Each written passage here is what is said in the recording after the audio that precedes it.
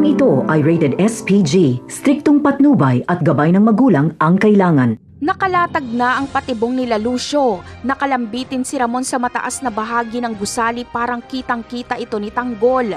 At nang sa ganon ay sa pagdating ni Tanggol ay agad niyang ililigtas si Ramon. Kaya mapipilitan si Tanggol na pumasok sa patibong nila Lucio. Mag-isa lang siya at napapalibutan siya ng Red Phoenix.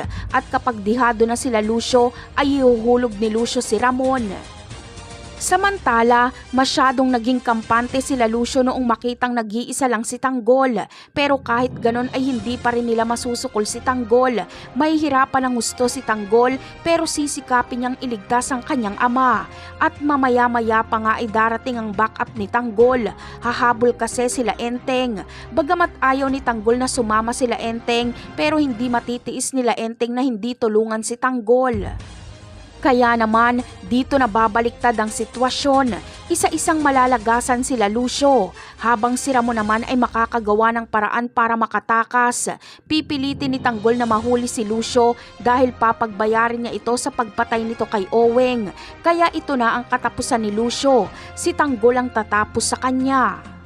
Samantala, kapag kasama na nila Tanggol si Ramon ay magiging madali na ang lahat.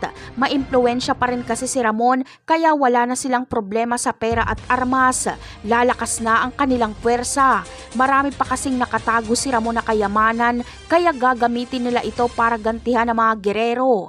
Napakarami pa nating dapat abangan sa mga susunod na episode. Paalam!